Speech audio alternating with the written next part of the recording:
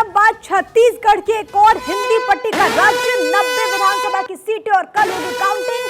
कांग्रेस कर सकती है सत्ता में वापसी। सुपर एग्जिट पोल में कांग्रेस को मिल रही हैं 49 सीटें। छत्तीसगढ़ में बीजेपी को मिल सकती है 38 सीटें, यानी कि कांग्रेस के लिए यहां से आ रही है खुशखबरी। और जो सर्वेज हैं वो ये बता रहे हैं कि छत्तीसगढ़ में एक बार फिर से जो कांग्रेस है वो सत्ता में वापसी करती हुई नजर आ रही है। 90 सीटें और बेहद अहम ये पूरा मुकाबला। इससे पहले 2018 में कांग्रेस को 68 सीटें मिली थी, बीजेपी को 15, अदर्स के खाते में गई थी 7 सीटें। और इस बार जो आंकड़े हैं, जो सर्वेज में कहा जा रहा है वो ये कि कांग्रेस एक बार फिर से सत्ता में वापसी करती हुई नजर आ रही है। सुपर एग्जिट पोल के आंकड़े एक बार आपको जल्दी से छत्तीसगढ़ के लिए दिखा देते हैं कि यहाँ पर अलग अलग जो सर्वेस हुए हैं उसके अकॉर्डिंग कौन सी पार्टी को कितनी सीटें।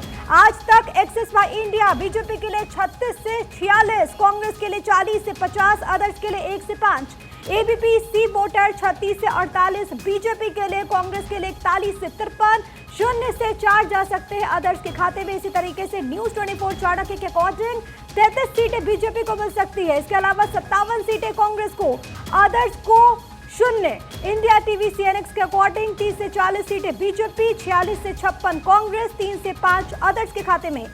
टाइम्स नाउ ईटीजी के अनुसार 32 से 40 सीटें बीजेपी, कांग्रेस 48 से 56, 0 अदर्स। इसके अलावा न्यूज 18 जन की बात ने कहा है कि 40 सीटें मिल सकती हैं बीजेपी को, अनुमान कांग्रेस के लिए 47, अदर्स के लिए 3। इसी तरीके से टीवी 9 पोलस्टार 35 से 45, 40 से 50 और 0। इसके अलावा दैनिक भास्कर बीजेपी के लिए 30 से 45, कांग्रेस के लिए 46 से 55, अदर्स के लिए 0।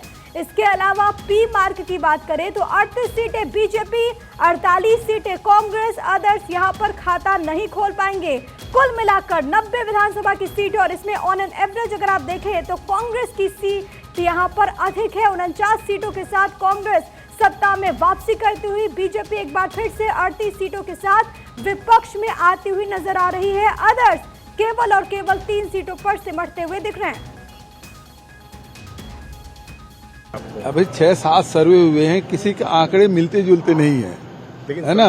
और ये है कि हमने लक्ष्य 75 पार का रखा था, हम उसी आसपास रहेंगे। कांग्रेस का वोट शेयर कम मेरे ख्याल से प्रोजेक्शंस में नहीं दिखाया है।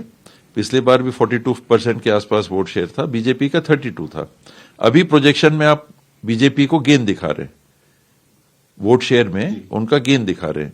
और आप ट्रेडिशनली देखिएगा तो बीजेपी और कांग्रेस के एक बेसिक मिनिमम वोट शेयर दोनों के हैं, चाहे किसी को कितनी भी सीट ना आए, चाहे लोकसभा हो चाहे विधानसभा के चुनाव हो, एक बेसिक वोट शेयर दोनों के बरकरार रहते हैं और 10% फ्लोटिंग वोट रहता है। इसका जो हिस्सा जिसको ज्यादा जा रहा है उतनी लीड उस पार्टी को मिल जाती है।